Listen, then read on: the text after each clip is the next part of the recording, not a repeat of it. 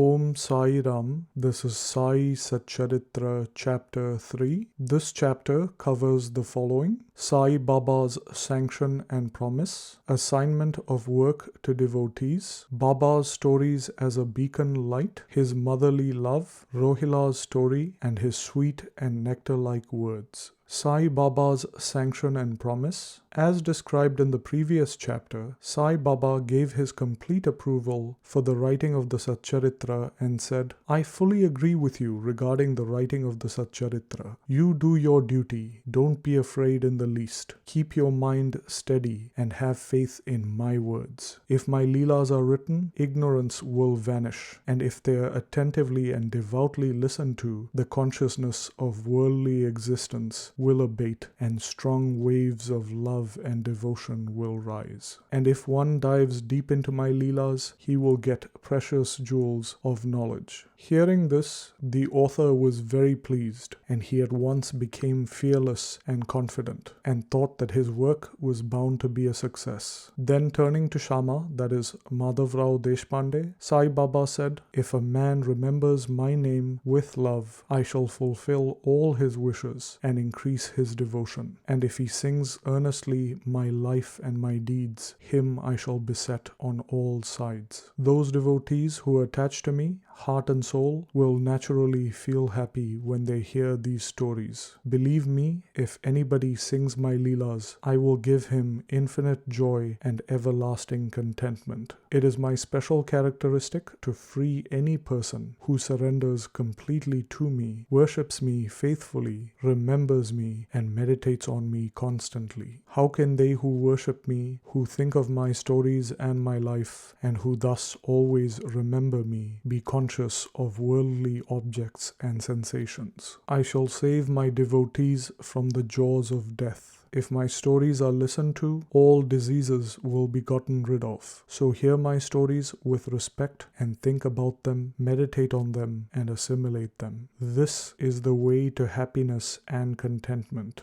The pride and egoism of my devotees will vanish, and the mind of the listeners will be set at ease. And if you have wholehearted and complete faith, you will be one with the Supreme Consciousness. The simple remembrance of the name Sai will do away with sins of speech and hearing. Different works assigned to different devotees. The Lord entrusts different tasks to different devotees. Some are given the work of building temples and flights of steps on banks of rivers, while others are made to sing the glories of God. Some are sent on pilgrimages, and I was allotted the work of writing the Satcharitra. Being a jack of all trades and a master of none, I was quite unqualified for this job. Then why should I undertake such a difficult task? Who can describe the true life of Sai Baba? Sai Baba's grace alone can enable one to accomplish this difficult work. So when I picked up my pen, Sai Baba took away my egoism and wrote these stories himself. The credit of relating these stories, therefore, goes to him and not to me. Though Brahmin by birth, I lack the two eyes, the spiritual vision of Shruti, that which is revealed, and Smriti, that which is ordinarily remembered, and therefore was not at all capable of writing the Satcharitra. But the grace of the Lord makes a dumb man talk and enables a lame man to climb a mountain, for he alone knows how to get things done according to his wishes. Neither the flute nor the harmonium know how the sounds are produced. It is the musician who controls the sounds they produce. Similarly, we are mere instruments of God's divine will. Baba's stories as a beacon light. Lighthouses are constructed at various places near the sea to enable sailors to avoid rocks and dangers and to help them sail safely. Sai Baba's stories serve a similar purpose in the ocean of worldly existence. They surpass nectar in sweetness and make our worldly path smooth and easy to traverse. Blessed are the stories of the saints, for when they enter our hearts, egoism and the sense of duality vanish, and when they are stored in the heart, doubts fly away, pride vanishes, and wisdom will be stored in abundance. The description of Baba's fame and hearing the same with love will destroy the sins of the devotee. Therefore, this is the simplest sadhana to attain salvation. The sadhana for the Krita age was tranquility of mind and body. For the Treta age, sacrifice. For Dwapara, worship. And for the Kali age, that is the present, it is singing the glory of the Lord. This last sadhana is open to all people. The other sadhanas, yoga, yajna, that is sacrifice, dhyana, that is meditation, and dharana or concentration, are very difficult to practice. But singing and hearing about the glory of the Lord Sai Baba is very easy. We only have to turn our attention towards him. Singing and listening to these stories will remove our attachment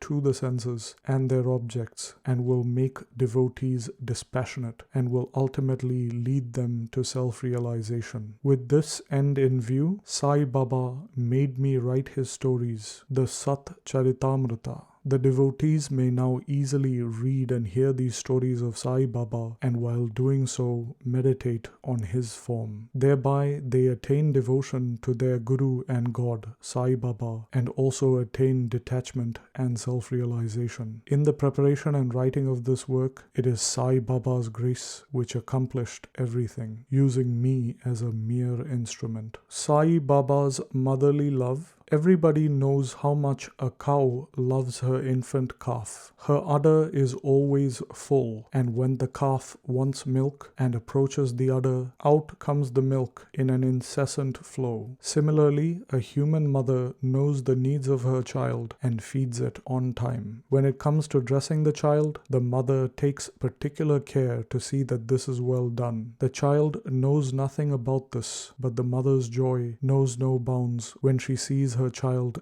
beautifully dressed. The love of a mother is peculiar, extraordinary, disinterested, and has no parallel. Sadgurus feel this motherly love towards their disciples, and Sai Baba had the same love towards me. Here is an instance of this. In 1916, I retired from government service. The pension that was settled in my case was not sufficient to maintain my family decently. On the Guru Purnima day of that year, I went to Shirdi with a few other devotees. There, Mr. Anna Chinchanikar, of his own accord, prayed to Baba for me as follows: "Please look kindly upon him. The pension he gets is quite insufficient, and his family is growing. Give him some other appointment, remove his anxiety, and make him happy." Baba replied, "He will get some other job, but now he should serve me and be happy. His dishes will always be full and never empty. He should turn all his attention towards me and avoid the company of atheists, irreligious, and wicked people. He should be meek and humble towards everyone and worship me heart and soul. If he does this, he will get eternal happiness." Rohila's story. Rohila's story illustrates Sai Baba's all-embracing love. A man named Rohilla, tall, well-built, and as strong as a bull, came to Shirdi wearing a long kafni or robe and was enamored by Baba. All day he would recite in a loud and harsh tone the kalma, that is verses from the Holy Quran, and shout out loud, "Allahu Akbar.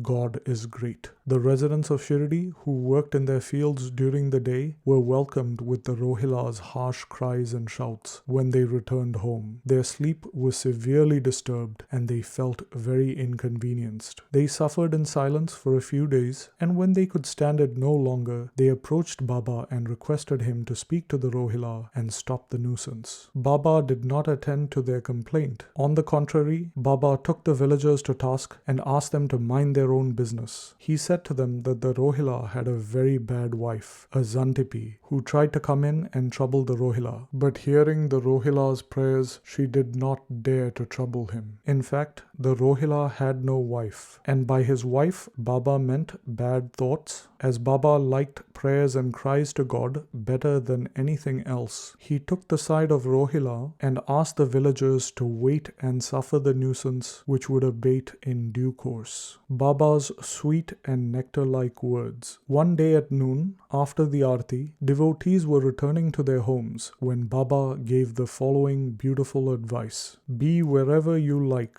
Do whatever you choose, but remember this well, that all you do is known to me. I am the inner ruler of everyone, and I am seated in their hearts. I envelop all creatures in the movable and immovable world. I am the controller, the master wire puller of the show of this universe. I am the mother, the origin of all beings, the harmony of three gunas, the propeller of all senses, the creator, preserver, and the destroyer. Nothing will harm him who turns his attention towards me, but Maya will lash or whip him who forgets me. All beings, the visible, movable, and immovable world, are my body or form. Hearing these beautiful and precious words, I at once decided in my mind to serve no man henceforth but my Guru. But Baba's reply to Anna Chinchanika's query, which was really my query, worried me greatly. As future events showed, Baba's words came true and I got a government job. But that was of short duration. Then I became free and solely devoted myself to the service of my Guru, Sai Baba. Before concluding this chapter, I request the readers to overcome various hindrances, indolence, sleep, wandering of mind, attachment to senses, and turn their whole and undivided attention to these stories of Sai Baba. Let their love be natural. Let them know the secret of devotion. Let them not exhaust themselves through other sadhanas, and let them stick to the simple remedy, listening to Sai Baba's stories. This will destroy their ignorance and will secure them salvation. So let Sai Baba be enthroned in everyone's hearts. In the next chapter, I shall speak of Sai Baba's arrival in Shirdi. Bow to Sri Sai, peace be to all. And this brings us to the end of Sai Satcharitra chapter 3.